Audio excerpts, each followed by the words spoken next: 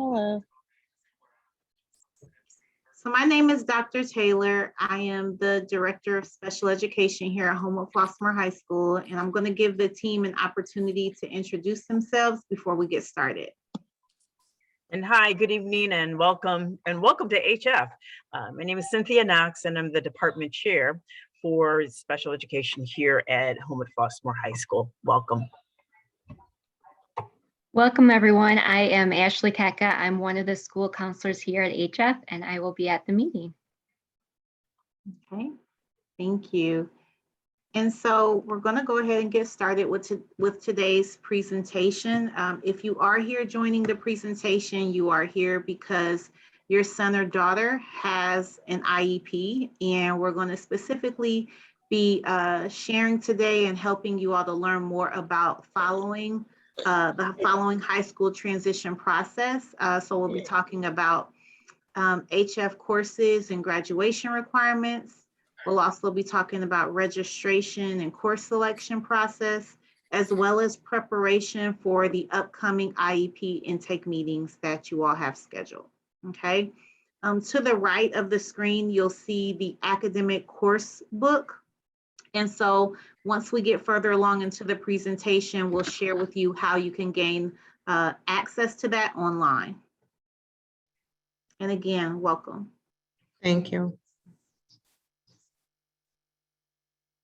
On the screen, you'll see is an introduction to our guidance department here. The way that your students will receive their guidance counselors, except for one exception, is alphabetically by their last name. However, if your student will have classes 50% or more in our SPED program, your counselor is Ashley Keka. You have the opportunity to see her and meet with her tonight, and she'll be presenting as well. If you want to, if you have your cell phone, you can go ahead and take a picture of this so that you have it as a reference. But all of our guidance counselors are highly qualified and are super excited to work with your son or daughter in outlining a 4-year plan. Whatever it is that your child or son or daughter decides to do with their high school career, they're ready and very ready and able to provide them guidance in selecting courses, answering questions about career opportunities, going to college, or if they decide that they wanted to go in the direction of selecting a career. The guidance department is here to help your student navigate high school. Here is also another introduction to the additional support staff.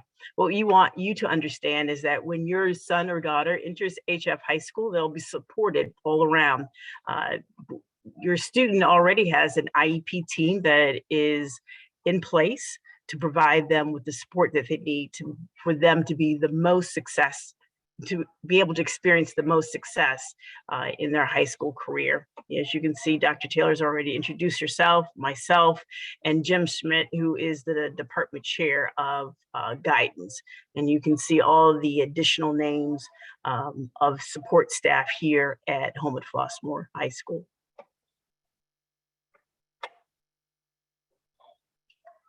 The next slide is an introduction to the high school graduation requirements. Every student needs 22 high school credits to graduate from high school. So as you can see, every student will need to complete 4 years of English, 3 years of math, 3 years of science. HF, we require 3.5 years of social science. There's a requirement of physical education, which is broken down.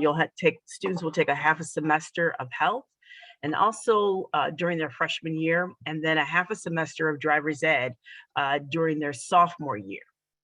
We highly, highly encourage our students to take advantage of all of the fantastic electives that we have to offer our students, whether it's in the career and technical education field, in our beautiful fine arts building. If you haven't had an opportunity to come out, it's a little bit different now with COVID. So call the office about purchasing tickets if you can to some of our plays.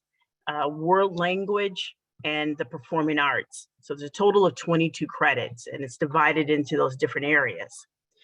If your son or daughter decides that they want to take the pathway of going to college, this is the career, these are the courses that we are recommending for students. We're recommending, of course, this has to be 4 years of English, 4 years of PE, 3 years of math, 3 years of science, 3 years of social science, and then the added portion is the 2 years of a foreign language. It needs to be the same language. So either 2 years of Spanish, 2 years of French, or 2 years of a Mandarin Chinese, which are the world language offerings that we offer.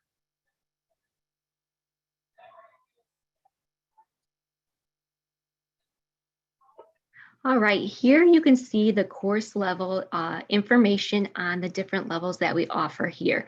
As you can see, there's a wide continuum of course levels ranging from academic core, special education, and general education classes. We also have co-taught and then single college prep level courses, honors, advanced placement, and then IB classes. So when we're at your students meeting, we'll have discussion on what is the best placement for your student that offers the most rigor, while also having academic success in those classes.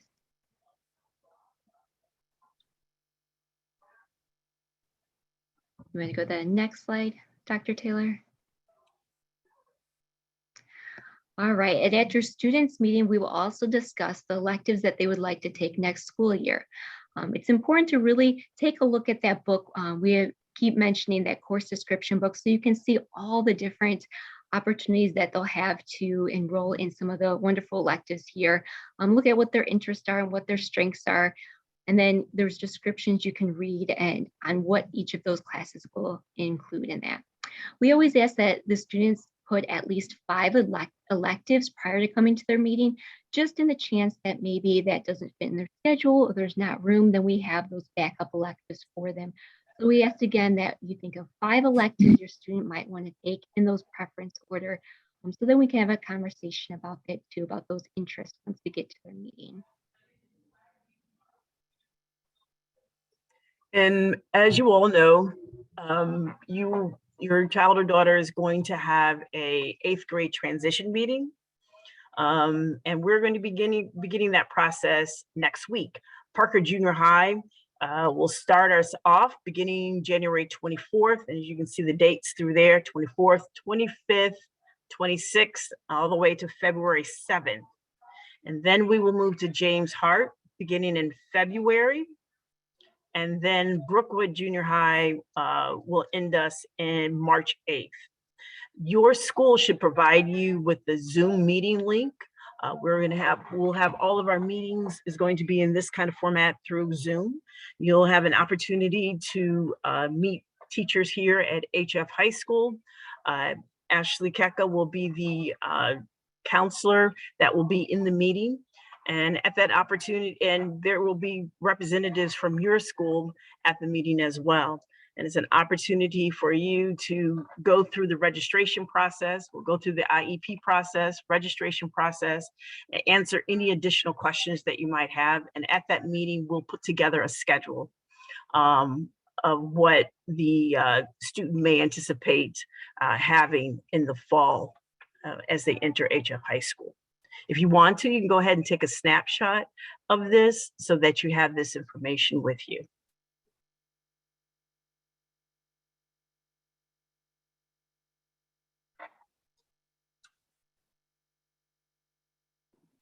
And at the end of the presentation, if you all need me to go back or us to go back to any slides that you need to take a snapshot of, let me know as well if there's anything that you want to capture.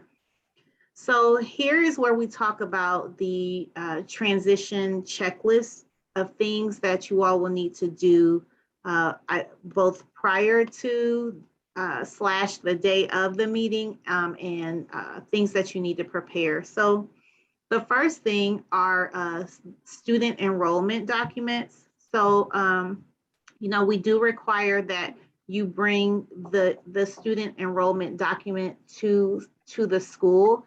And so I'm going to actually show you all how to access the fillable online form in just a minute.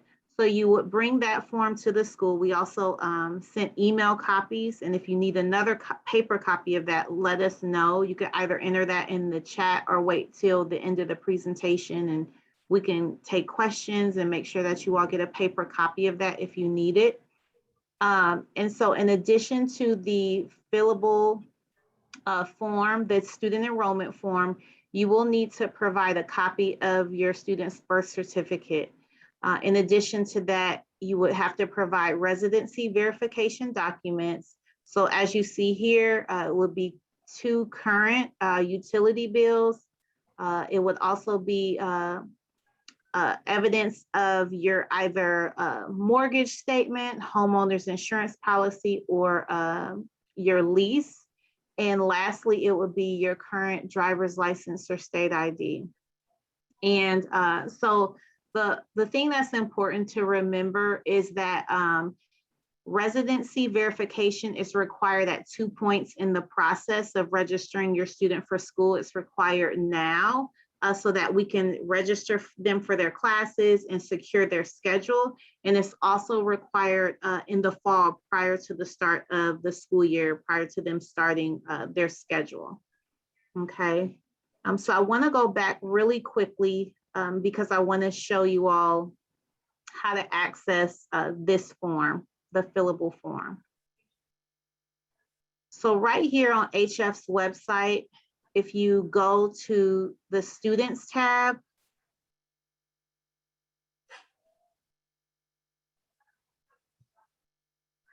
and there is a link here for incoming freshmen, okay? And so you're going to click on that link. And from there, you're going to scroll down and you would click here. If you are a parent of a student at our feeder school that's here right now, you're going to click this link here.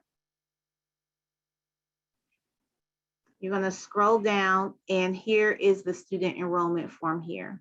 So you can complete it online, okay? So you have access to it that way if you would like. And it also includes all the information that we shared you know, on the presentation here. When you've collected all these documents, we do ask that you scan and email them to Miss Paula Snyder. Her email address is here, psnyder@hf233.org. You can also fax them as well if you prefer to do that at 708-799-9975. And again, I want to emphasize that you will have to provide residency verification documents twice. So it would be now to secure your son or daughter's schedule so that they are ready for the start of the school year. And then again, prior to the start of the school year, when it's time for them to do book and fee, get their books, get their locker combination, and all of those things. So just a reminder that that process does happen twice. Okay, so prior to your IEP meeting, it is important for you to make sure that you have submitted all the documents. And in addition to that, also reviewing the course catalog. So I'm going to go through the website to show you how to do that as well. I'm just going to go back to the home screen. And this time we're going to click the Parents tab.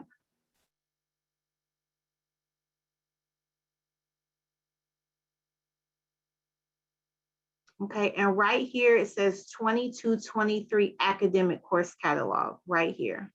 Okay, so if you click that, you'll see this school year's course catalog and you'll see next year's course catalog. So you'll click that image and then it'll bring up the course catalog, okay?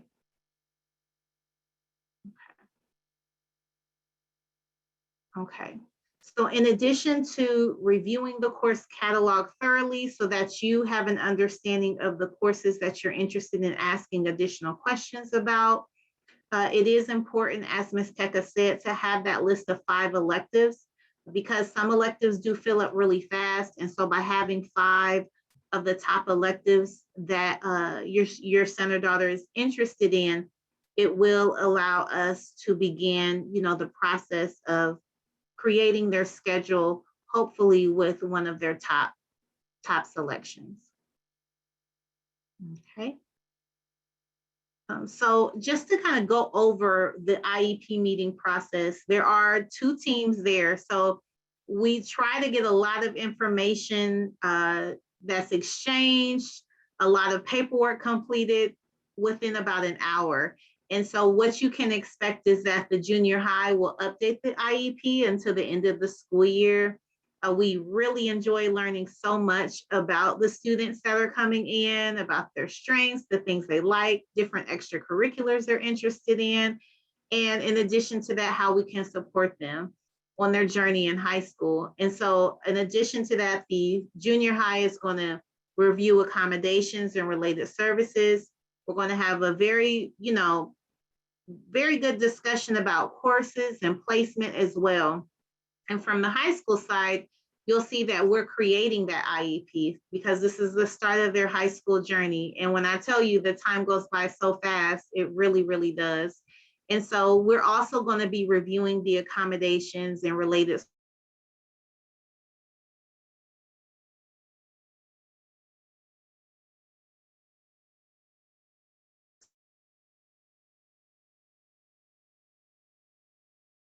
services, high school level, trends like passing periods, changing between buildings, because all students, for the most part, will change between buildings depending on their programming and schedule.